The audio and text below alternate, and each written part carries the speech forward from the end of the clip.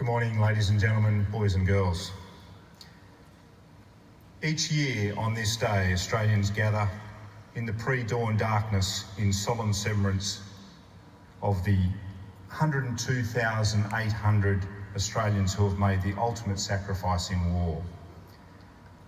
We're humbled by their service, we're humbled by their sacrifice, the cost paid on our behalf to ensure that we enjoy the freedoms that we enjoy today. In telling the story of Anzac, we quite naturally focus on the events of the Gallipoli Peninsula in 1915, and these accounts are familiar to us all.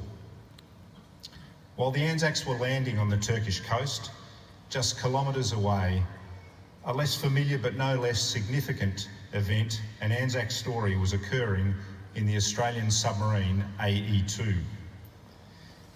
At 2:30 a.m. on the 25th of April 1915, the submarine entered the Straits of the Dardanelles, aiming to confuse enemy shipping and create a diversion for the Gallipoli landings. The mission was widely viewed as impossible due to the strong currents, the limited submerged endurance of the submarine, the heavy fortifications of the Turkish forces, the density of the enemy shipping, and the presence of minefields.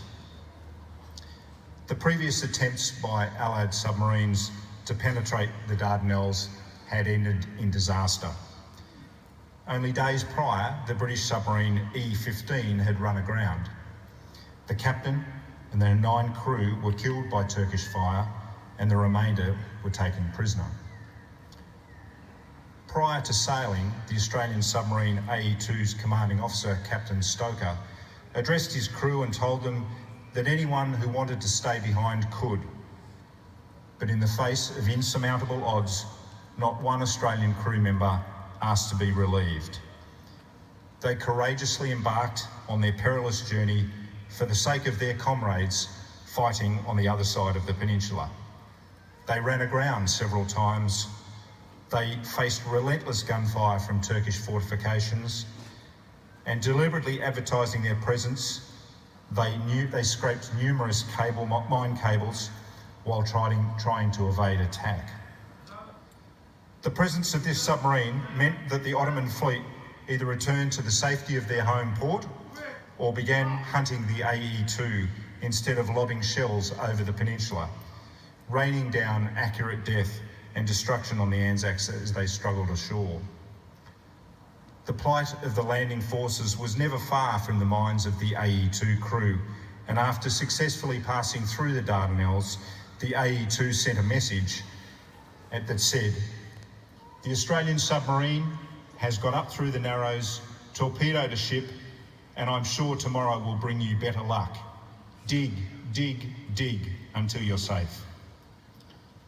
For the next few days, the AE2 eluded Turkish gunboats while continuing to generate confusion and divert enemy attention. Tragically, their mission came to an end on the 30th of April when control of the vessel was lost under attack. It was hit a number of times and the crew were forced to abandon and scuttle the boat.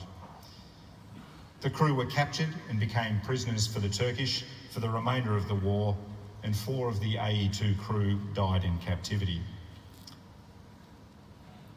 On Anzac Day, we stop to remember those that have died in all wars while serving our nation to ensure the Australian way of life that we hold dear.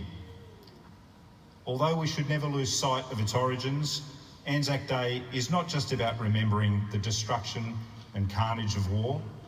We also reflect on the qualities of the values of the Australians and New Zealanders, first demonstrated to the world as the Anzacs stormed ashore on the shores of Gallipoli at this very time in 1915. Values such as courage, self-sacrifice, mateship, and compassion. These values are not reserved for the soldiers at Gallipoli or the brave sailors of AE2, nor are they special qualities of those who serve in the Defence Force. The qualities of Anzac have come to define who we are as Australians and how we view and act in the world